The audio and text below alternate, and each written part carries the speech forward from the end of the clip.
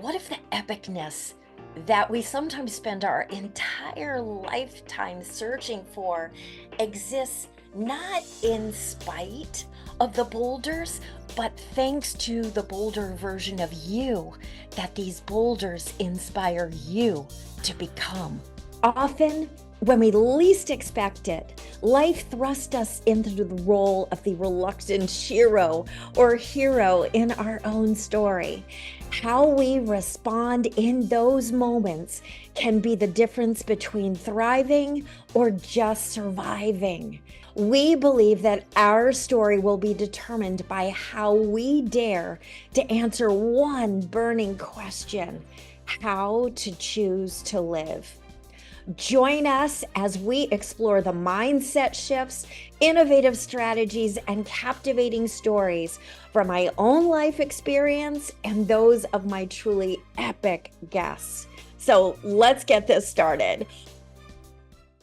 Welcome to today's episode of the How to Choose to Live podcast. And guys, I am so excited to introduce you to my guest today. I stumbled upon this man, and to me, he is the embodiment of this epic version of ourselves that I so focus on. He's the empowerment, purpose-driven, innovative, collaborative, and he happens to be one of 5 individuals who survived a quadruple amputation from having served our country over in Afghanistan for 3 tours before he was even 25 years old. And he has used that to propel not only himself, but other individuals into really unleashing the epic version of themselves. So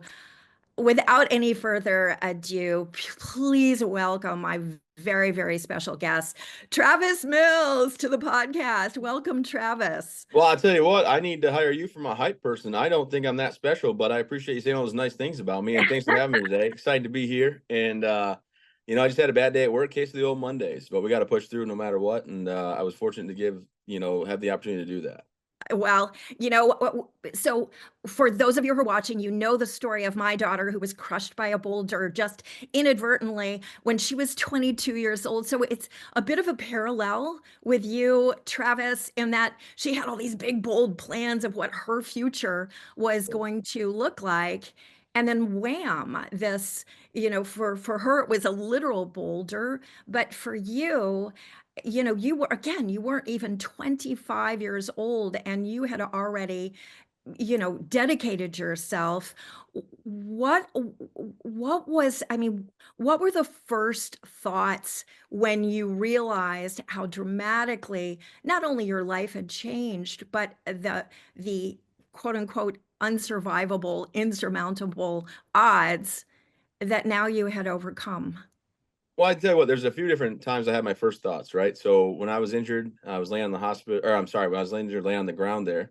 When my medics got to me, at first I said, "Hey, there's no way you're saving me," right? In my head, I was like, "This is you don't come back from this," and I told myself, "Stay calm." And I'm a big movie buff, like war movies. I love them still to this day. It doesn't bother me. I love them. And when I was laying there, and my medic and my platoon sergeant were putting tourniquets on me as fast as they could, and I was telling them, "Hey, go save my guys. Like this is not look. It's a losing battle. You're not going to save me. It's fine. It's okay." I was replaying this scene from Saving Private Ryan in my head, where the medic gets shot. He cries for his life. He begs for his mom, and he ultimately dies. And I always told myself, ever since I watched that movie, no matter what happened to me, I was never going to be that guy. Yeah. And it was more for my soldiers than me, right? I mean, if I was scared, I wasn't going to show it. I was a guy in firefights that never showed any fear, exuded confidence, and my idea of being injured, or my thoughts of that, was if it's going to happen, it's going to happen, and you can't really stop it, and you might as well make them, do what you can and fight as hard as you can until that happens. So my initial thoughts on the ground was, don't worry about it, you're not going to save me. And then they ignored me and put tourniquets on me, but I had 2 guys down for the medic. So I reached up with my left hand. I still had my left hand at the time. My right arm, right leg were gone. My left leg was muscle and tendon, no saving it. But my left hand, I still had my thumb, index, and middle finger. And I went ahead and radioed my lieutenant. across the battlefield, told him I need his medic with mine. I got guys injured. He sent over, his medic to work on Ryan and Brandon. Then the medic worked on me. And through that whole time, I was staying calm. Matter of fact, the medic he was stuck on repeat. The medic's job is keep the patient calm. So he kept saying, "You're going to be fine, Sergeant Mills. You're going to be okay. You're going to be fine, Sergeant Mills. You're going to be okay." And he was on repeat. And I finally said, "Hey, Doc Voice." I said, look, whatever happens, happens. It's going to be okay, but just do your job. Do your job, do your best. That's all we can ask. Then I got in the helicopter. I thanked the medics as they were carrying me to the helicopter. Said, "Guys, you did your best. Whatever happens, no hard feelings. It is what it is." So, Travis, hold this Yeah, thought 1 second, because what you are highlighting is so important. And I'm hearing some parallels in kind of our own story. And that I think that maybe if you haven't gone through this, if you're listening to this out yeah, there right now, I want to make sure that you hear a couple of things. One, Travis, one of the things that you were very, very deliberately doing, I don't even know if you were doing it intentionally, but you were very specifically focusing. You were the sovereign of your focus, of your thoughts, of your mind. And you were thinking not of yourself, but you were thinking in the context of those around you, your guys who were there. And for me, when I was when I was being told that Skylar's yeah, injuries were unsurvivable. I mean, if you see someone's brain, if you see the patient's brain, they do not survive, all that kind of yeah, stuff. For me, it was like you. I found a deliberate, unwavering strength in focusing, like again, unwavering on my daughter would be fine, whatever the new fine would be, even if that meant physically she was no longer with us. And so I think that in these moments, to not allow our minds to just flip flop and wail all over the place is really, really important. And one of the best ways to do that is to think outside of ourselves, to think, how can we serve others? And interesting, what I hear in yours is what people also said to me is, when you're talking about the medic trying to calm you down, people constantly were telling me, yeah. you're gonna break at some point. You're gonna break down this facade of looking on the bright side. And Mhm. like I feel like I'm hearing with you, Travis, when you are committed to owning your focus and again, commitment, it becomes more than just a belief. It becomes a sense of knowing. And when you're in that knowing, that sense of expectation, there is no breaking, because it becomes an authentic part of who you are. Would you say that that is kind of similar to what you were feeling at all? Yeah, I mean, it was always mission first. My third deployment, I didn't have to go. I had orders to take me to Fort Hood, but I canceled my orders so I could go because my guys needed me. My wife understood that. We were, young parents. My daughter was 4 months old and I deployed. When I got blown up, she was 6 months old. And yes, tax-free money is a good thing and it helps our family out. We had just bought a house and it was good money to be made in 9-month deployments, nowhere near like the 15-month one I did and the year one, after that. So 9 months was quick, but my job was to take care of my guys. I think a lot of things that they credit me with is why I lived through my injuries, because I didn't freak out. I didn't get my heart rate up. I didn't freak out. I didn't, have a huge adrenaline rush where I was bleeding out faster than normal. And I kept myself calm. But in my head at that moment, it wasn't about me. And I think it's kind of weird, right? Because like it's just a line in a movie, and you probably shouldn't, base your life off of it. But there's a line in the movie, or I mean, in a TV series called Band of Brothers. If you ever seen Band of Brothers, one of my favorite. I watch it at least twice every year. And I went to the airborne because of Band of Brothers. But when one of the captains in the movie tells the other soldier, like, "Hey, if you just fight like you're already dead, then you lose your fear." Well, for me, in that moment, I was going to die, and the only thing I could do at that point, knowing that I was injured and realizing that it was probably, fatal, was how can I make it not be terrifying for my guys, and how can I help better their lives before I do end up fading out? Because I couldn't take care of my daughter and my wife at that time, right? I couldn't, Right. but I could find a way to help my guys. So I went ahead and called my medic or my platoon sergeant, got the medic over. I got in the helicopter. When they loaded me on the helicopter, I was on a strap to a spine board, but one of my guys was yelling out in pain, which every right, he was messed up, like every right. Yeah. But I kept trying to get his attention, and then I kept trying to talk to the flight medic, and the flight medic had these massive space, helmet looking things on, couldn't hear me. So I got my left arm out of the strap and all mangled up, and I took it and spun it over my head to motion to take your helmet off. And I told him, hey, give my guys water and tell them they're gonna be okay. And and I think it honestly helped me to focus on them rather than myself and what I was going through. And the medic did. He gave him water, told me he was going to take care of him, look after him. They wrote actually in my book there. They wrote a letter to my wife. It's in the book. They let us publish it about that experience. Well, then I got to the hospital and I kept trying to sit up and get back to my guys. And the nurse kept pushing me down. It was really irritating. And I told her quit touching me. Like stop I got my feet back underneath me. This is a big mistake. Well, then she finally was like, look, I don't know how you're still awake. We need to go sleep. And that's when it all shifted. It shifted to my family. I was like, my little girl, I looked at that nurse, my little girl, I'm never going to see her again. She was 6 months old, and that was my whole world. And the nurse just pushed fluids in me like you're supposed to and knocked me out. And then they did, 14 hours of surgery. And you think 14 hour surgery with 9 doctors and 7 nurses, and I was given blood from their veins because the blood bank ran out of A positive and universal blood that day. And you think, wow, they really do care, right? Because if they didn't care, they could have loosened up one tourniquet and I would have bled out. And they could loosen up one tourniquet within a minute, 2 minutes, I would have bled out and they would have went to dinner. Like that's it. But they cared enough and they believed in my life enough to work on me continuously and give me blood from their veins and do a mass call over the base. And when I came out of surgery, I was a triple amputee. They flew me to Bagram after that 2 days later, and they cut my left hand off because the skin on it died. So became a quad amputee. And then on my birthday, they flew me to Landstuhl, Germany, and let me wake up. And when I woke up in the hospital, right, like I said, my first initial thoughts when I got blown up, all about my guys. I'm not going to make this. I'm not going to make it worse on them. I'm not going to have them hear me scream out in pain. They never saw me show fear. Like, here's the thing. I was the youngest E6 in my platoon, but I was a senior spot as the youngest, and least amount of time in grade. I mean, by a couple years, actually, I was the youngest guy in an E6 slot.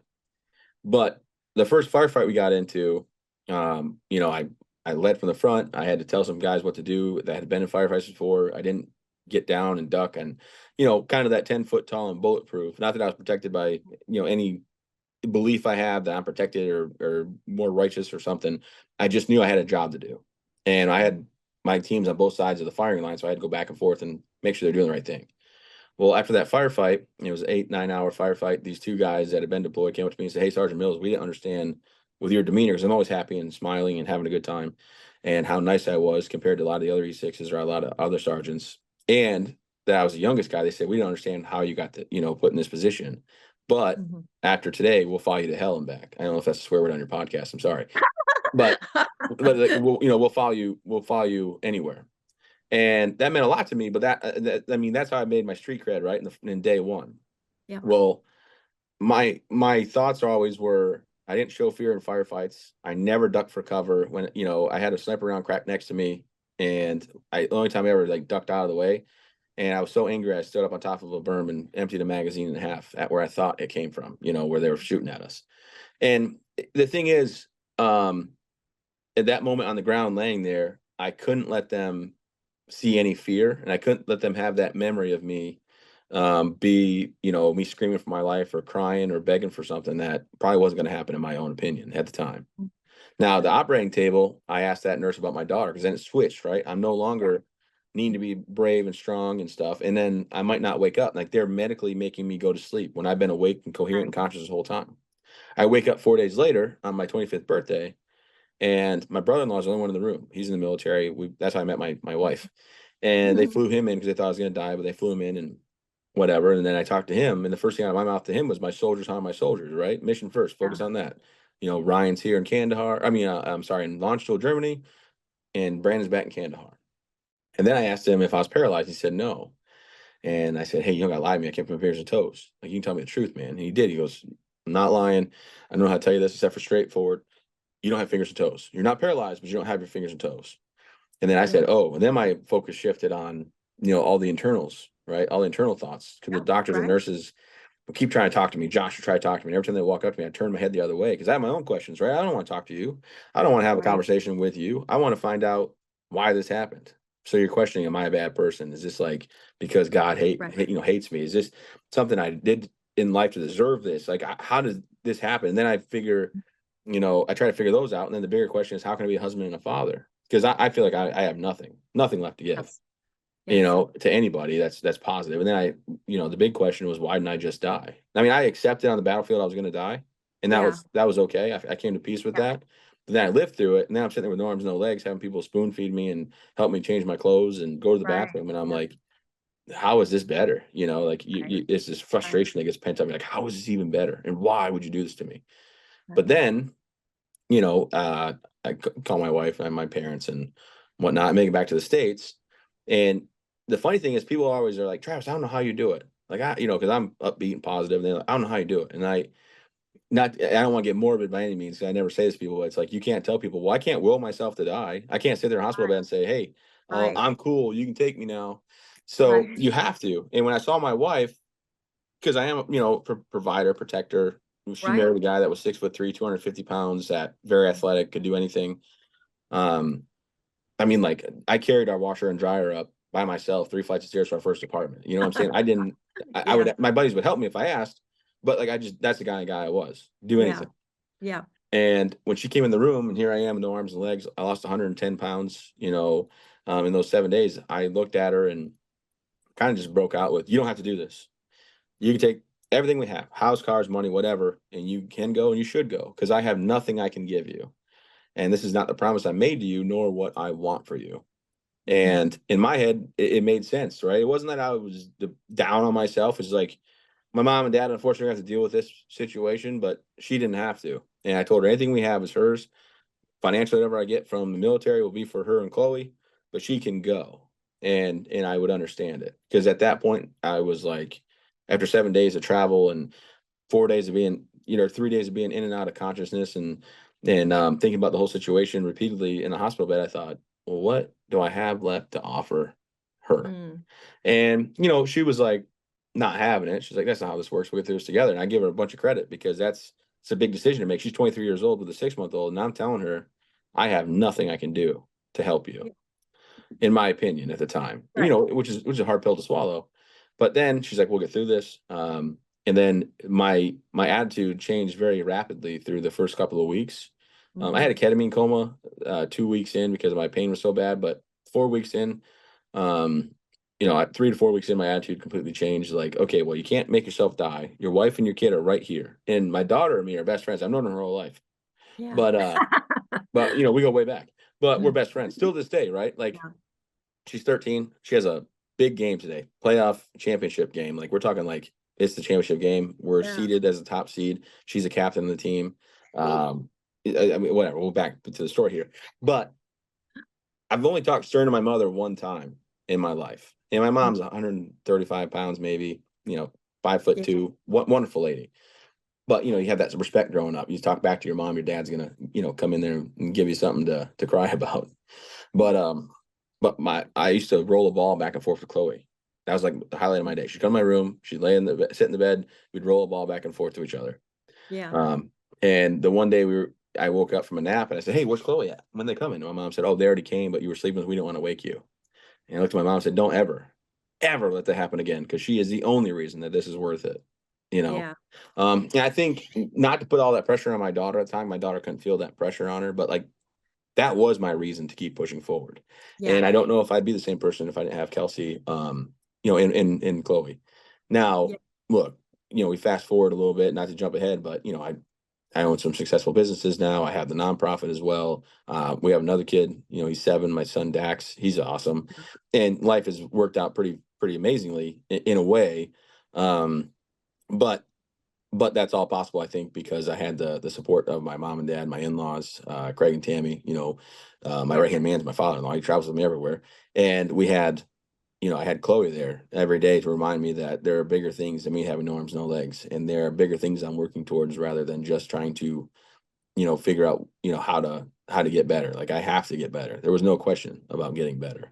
And that's why I did 19 months of recovery at Walter Reed. I learned how to put on a prosthetic arm and open and close it and feed myself and dress myself and all the things. And then I have prosthetic legs I walk on and I drive with, and all the things were possible. And I had no idea in those beginning days or beginning weeks what was possible. But now I think my job now is to give back and to show people that there's life after injury, there's life after catastrophic trauma, and that if there's a will, there's a way. But also, I think the best thing is, you get one go round, and I'm not going to be somebody that sits back there and goes, "Oh man, I wish I would have did this," because I don't have to. I don't have to sit there and think like, well, maybe I shouldn't do this because I should wait because I've already had that life-changing experience where I'm like, if I want to do it and I Right. can do it, I'm going to do it.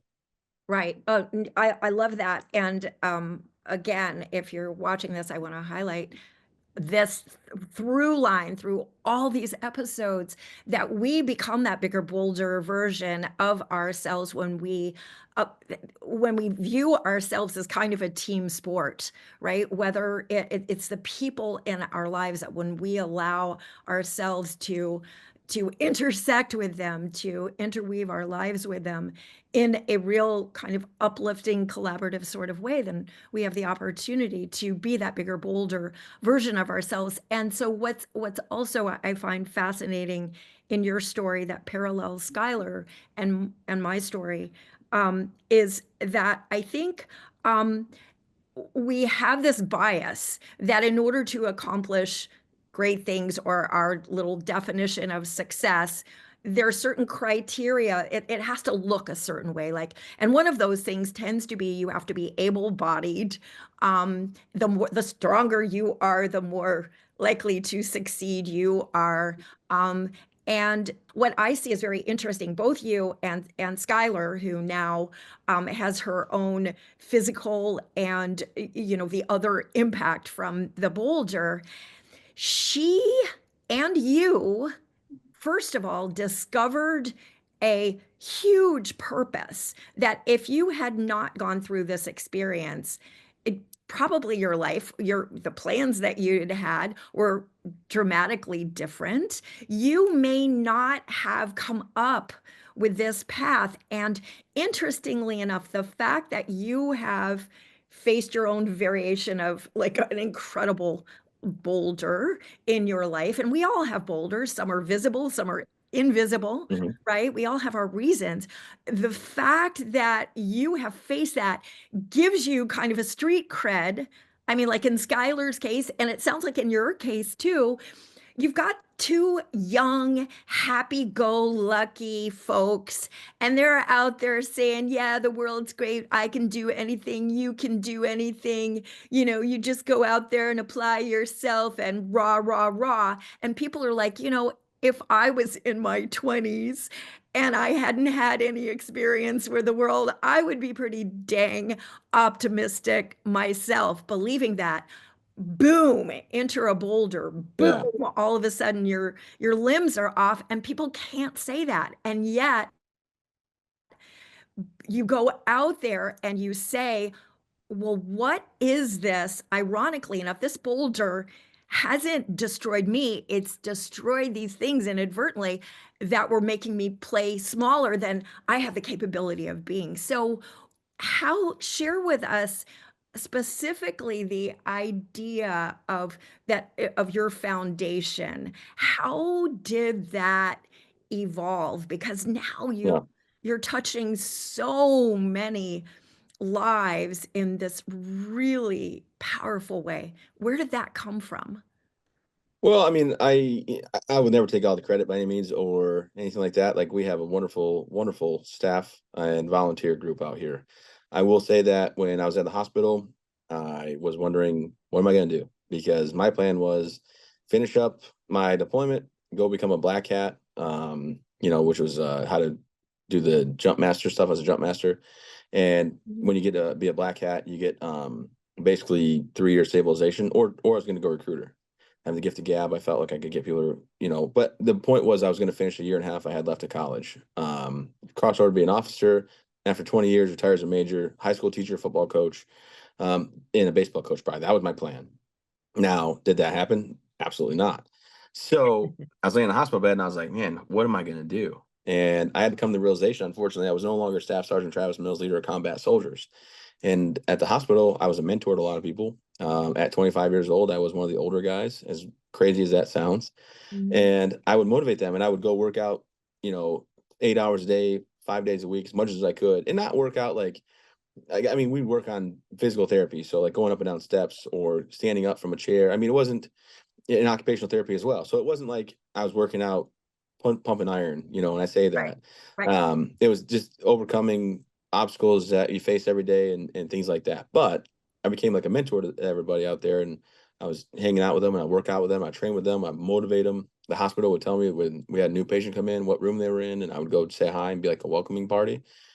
And that was all great, but my time at Walter Reed was going to end, Right. eventually. And I wanted out. I wanted out so bad. I was like, I need to get out of here. But while I was at the hospital, we were shown, my wife and I, were shown so much love and respect and support from from other nonprofits that we thought, well, we should maybe do something. So we started one, the Travis Mills Foundation for care packages.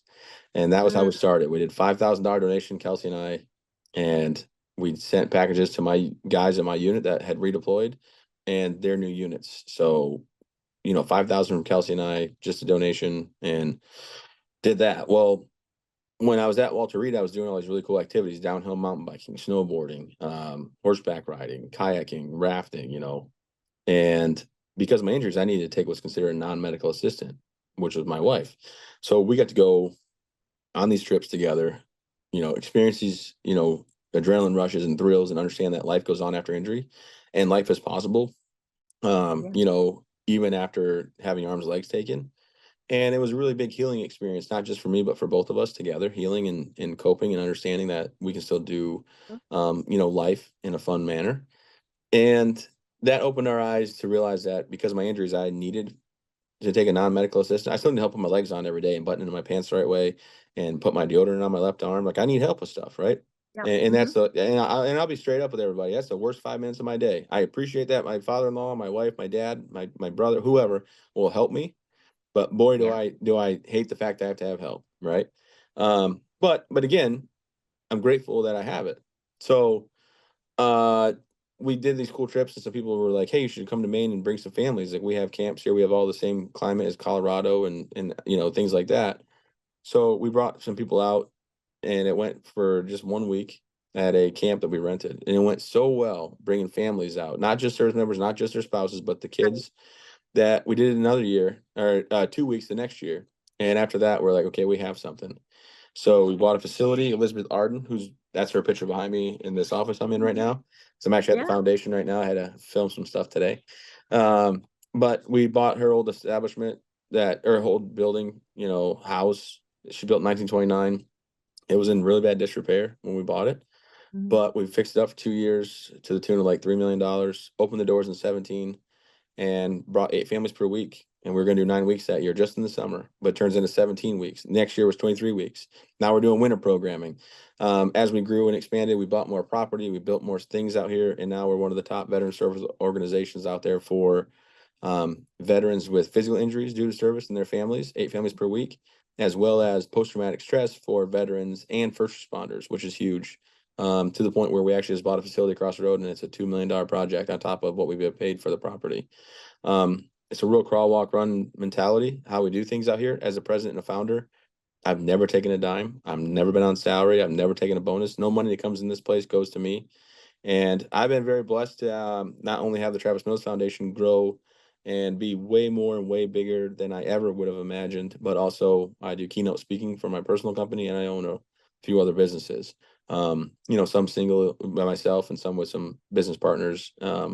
So, life is full of possibilities and opportunities. And I think sometimes we get caught up with not wanting to take that leap of faith.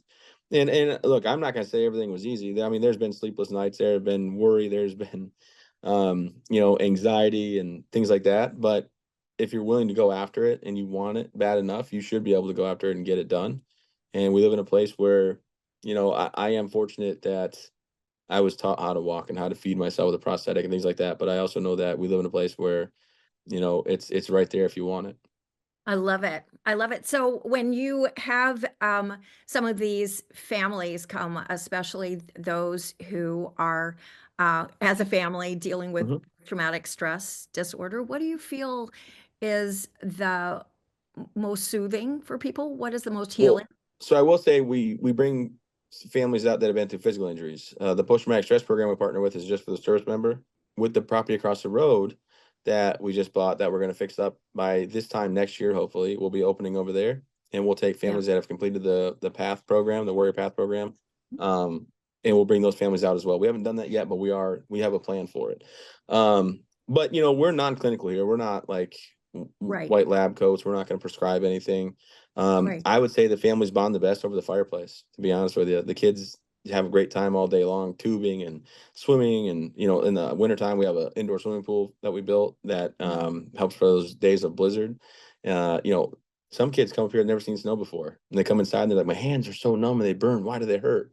It's like, where's Yes. your gloves? What are gloves? And I'm like, oh, wow. Okay. Yeah, yeah, yeah, yeah, yeah. But I would say the fireplace and the dining room table, like our dining area is set up where everybody sits together.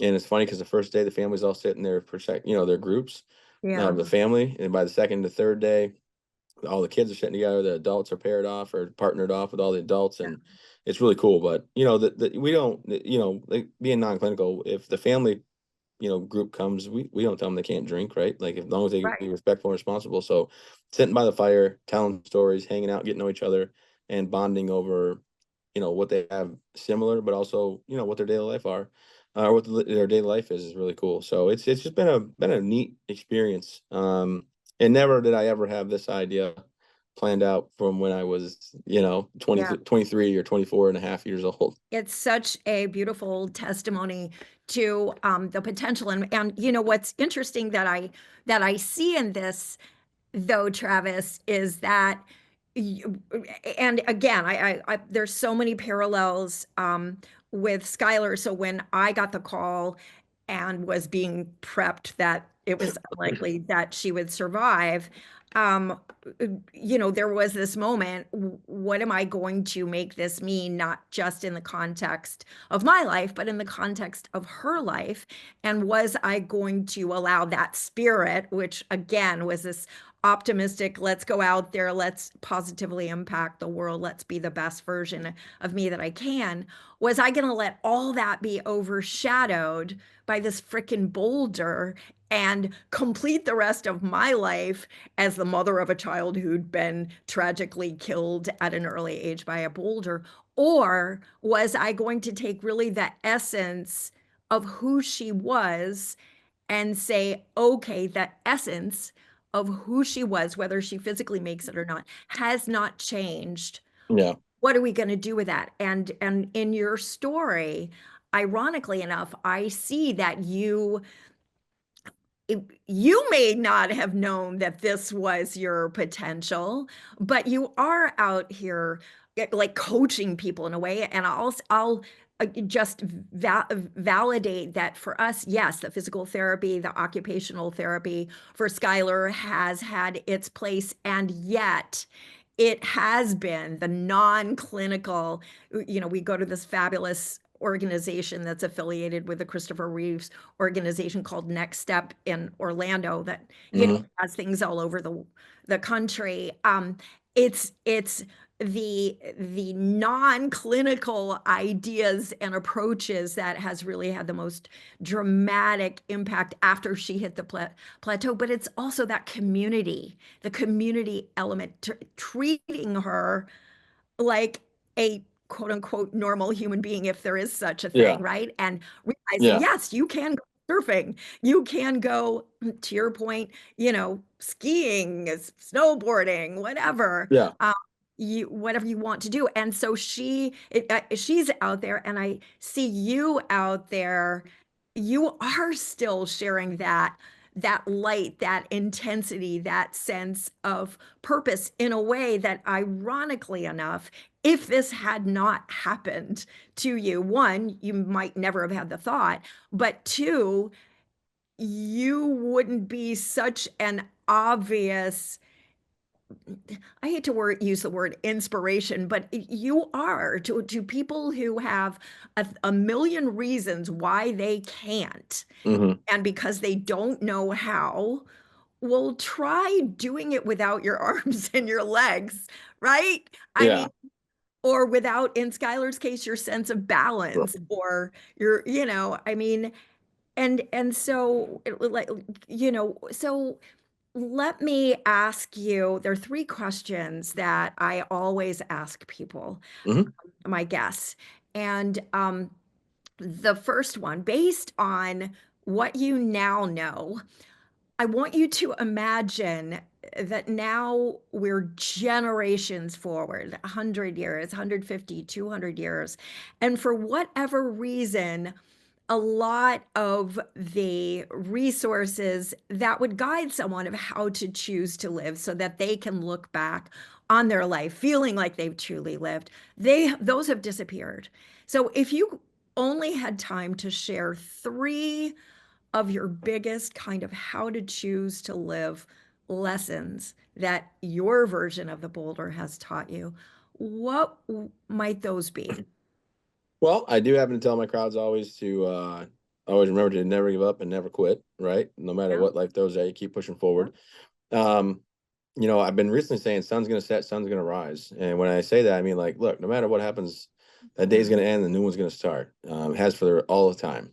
And so might as well make the most out of every day because and you get a new fresh start the next day. But I always tell everybody, you know what, you can't dwell on the past.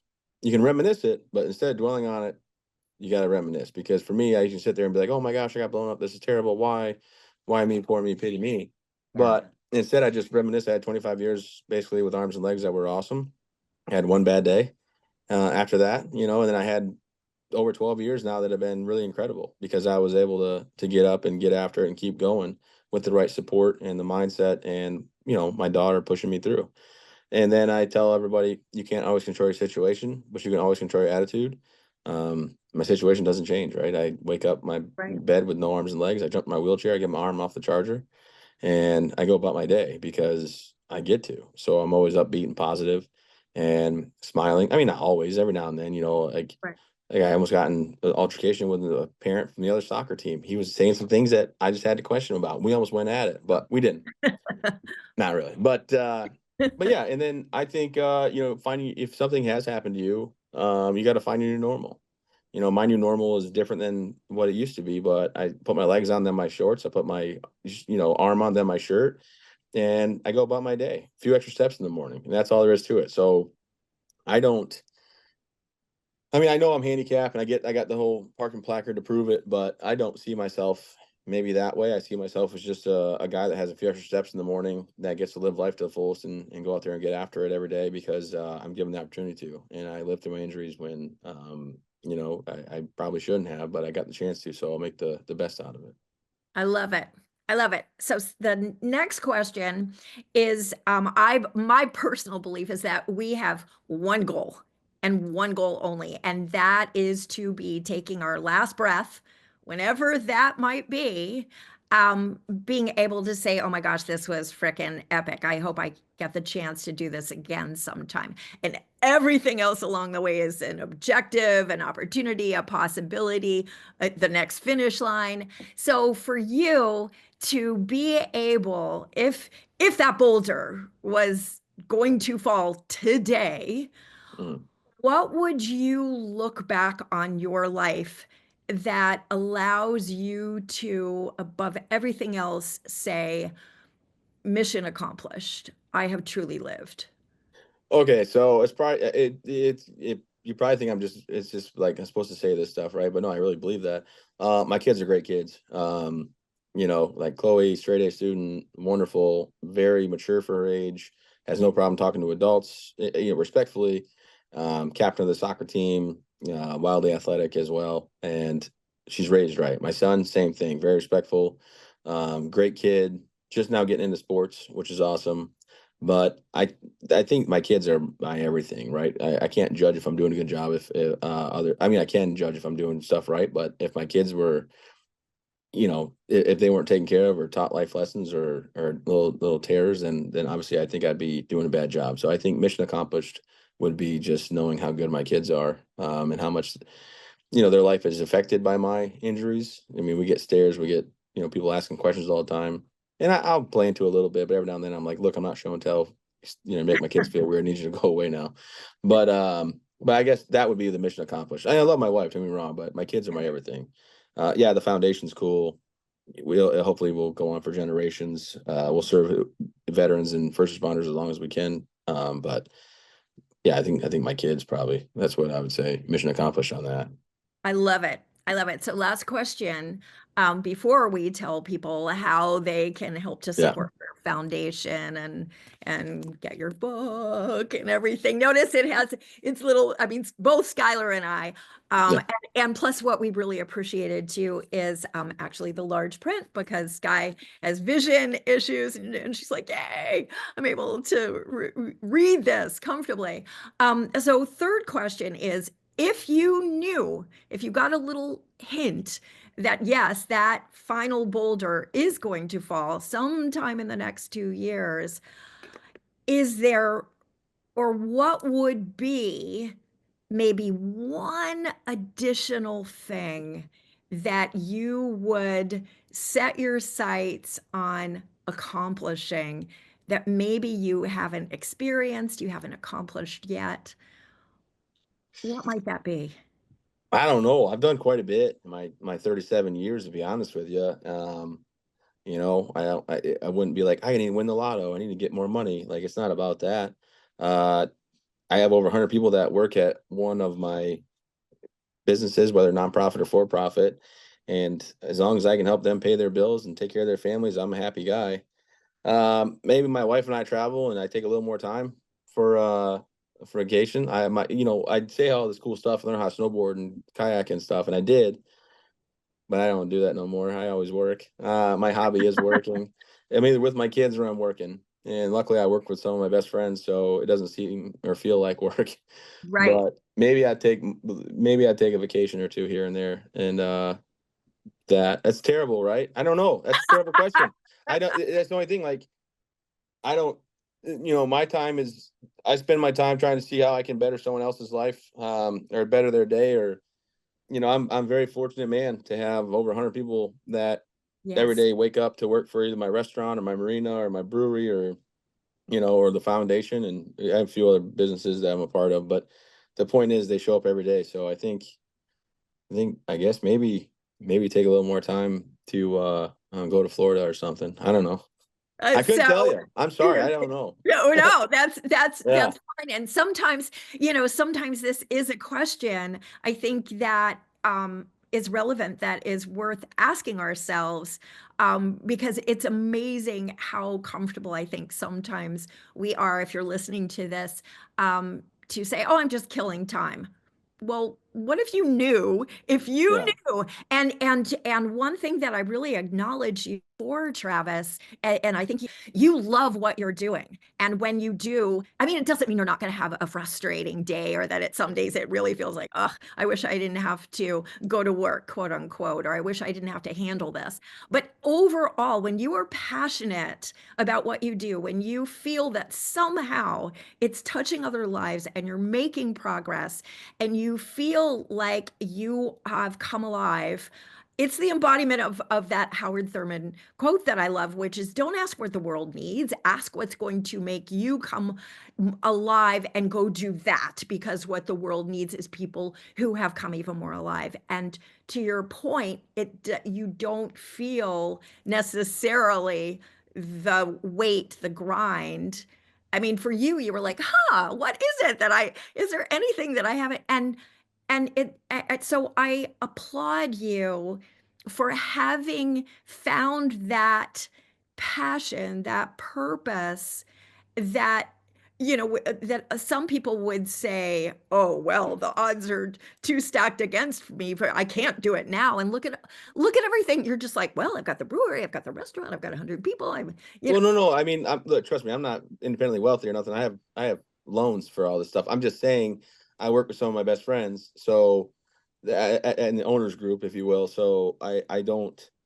I don't know. My wife says I work too much probably, but the truth is I need that. The military told me that when I got my an E5 when I became an NCO, Yeah. non-commissioned officer, my job was to have purpose and direction, Yes. and I like having a purpose. So my wife sometimes wonders, why you do this stuff? Like you don't need to. And I'm like, well, I like having something to do, Yes. and I like being that person for people to lean on. So I don't know. Maybe it makes me arrogant. I don't mean to be arrogant about it. I just, No, yeah. so I don't know. I just like my helping, humble but yeah, assessment, I don't think it makes you arrogant at all. And what I also think that you just pointed on is that at the end of the day, true wealth is your kind of joy factor, your yeah, sense of there's been a reason again. Oh my gosh, my life has been frickin' epic. Not because of all the money. I mean, to maybe some people, yes, it has been yeah, a resource that has allowed them to do a lot of things. But it is that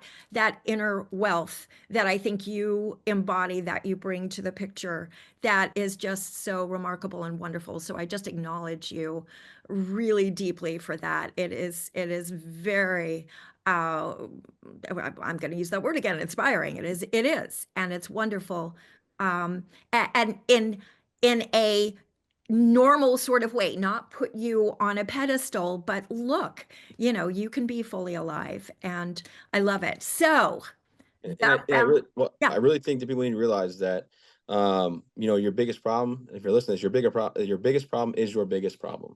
yes, And when I say that, I mean like, don't put me on, any top shelf or pedestal. Don't put anybody out there on this crazy high, platform where it's like, well, geez, my problems are nowhere near that big. Because the truth is, everyone's problem's their biggest problem. And if you're going through something that's real and relevant, and if there's any way that, with this podcast, with you or myself, with what I do on my handles and social media and all that can help, like look us up, check us out, follow, like, share, whatever. But understand that I didn't serve any more than anybody else. If you did serve, thanks for your service. And I don't think my problems outweigh anybody else's either. We all got things we deal with.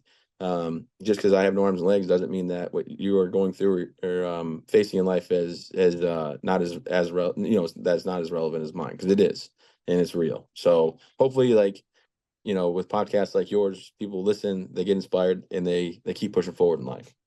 absolutely, absolutely, and thank you for just kind of highlighting that, because I think that is, one of the messages here is that it's what's inside you that makes you epic, right? And all the other stuff around, including your physical body, are nice to have Yeah. sometimes.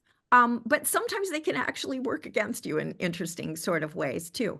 So Travis, share with these amazing people who are watching this or listening to this, where can they go to support your foundation, to find out more about your foundation, and of course, just want to highlight the book, Tough as They Come, which has been amazing, and we cherish having it autographed here. Um, but sh- and of course the social media. Where can they Yeah. find you? So all my handles on social media are at SSG Travis Mills, Instagram, Facebook, TikTok, all that stuff. I have a lot of fun videos. I have a guy that helps me just do reels. That's his whole job, is to make reels for me. And then if anyone wants to visit travismillsfoundation.org for the foundation. For my personal page, it's just travismills.org. And I like the book you're showing, Tough as It Come, my memoir. I'm not sure if you know this, but I wrote another one called Bounce Back. And Ooh, it's 12 warrior principles to reclaim and recalibrate your life. But the thing is, I wrote this on the idea that people come up to me after I present and tell me what they're going through, just like you, yes, when we talk. right, yeah, And I wanted everybody to know, like, people out there are going through similar situations. So there's stories in here of a widower, somebody that had a house fire. There's post-traumatic stress that was crippling, anxiety. There was someone that went through a divorce. And it's all about how they went to the bottom of the barrel and how they're able to bounce back. And because people asked me how I did it, and I only, knew how to answer with, well, I had to. My collaborative author, Kathy Huck, is wildly good at research. So she has research papers with medical background and theories and studies on why your brain and your body reacts a certain way to situations. And very proud of this book, Bounce Back. If you guys want to check that one out too, by all means, please do. But with that, I just appreciate your time, and thank you for having me on. And I hope I didn't come off the wrong way about not knowing what I'll do in the next 2 years. I mean, I just spent time with my family. You know what I mean? Like, I'm No, not I working that much with love my it. kids. And we got a No, big game yeah. today. Yes, woohoo! And we wish her and therefore your entire family the best. May you not run into that confrontational dad. But guys, I mean, Travis, thank you so much for being on this. Your insights, your wisdom have been amazing. If you are watching this, I know that you know someone who would benefit dramatically from this episode. So please, right now, hit that share button and go ahead and get that in front of them. Leave us a comment, subscribe, like, and be sure to stick around for the bonus tip at the end of this episode. And for now, Travis, best of luck with the continued growth of the foundation, the property across, and of course, the most important thing today, the game. Oh, the big game. That's right. I'm fired right on up. But thank you for having me. I appreciate your time, Awesome. and this was a lot of fun. Beautiful. Thank you so much. Isn't Travis epic? So, here is your bonus tip for today. Today, it's a little bit of a challenge for you. I'm going to encourage you today to take a look at whatever it is right now that feels like your biggest boulder. Maybe it's big, maybe it's not so big, but what is one thing that you would identify as an obstacle, a challenge, a problem? And then I will delightfully challenge you to take a look at it and say, what if actually my next big opportunity somehow corresponds with the presence of this problem? So, your challenge today is all about becoming a solution maker, becoming an opportunity finder, and really looking at perspective. Remember, at the beginning of the podcast episode, I talked about focus, focusing on the presence of whatever it is that you want. So, how different would your life be if instead of focusing on your problem as a problem, you focused upon it as a clue that points toward your next opportunity? So, I'm Meredith Alexander. This is your bonus tip for today. And be sure to share this episode. Thank you. Booyah.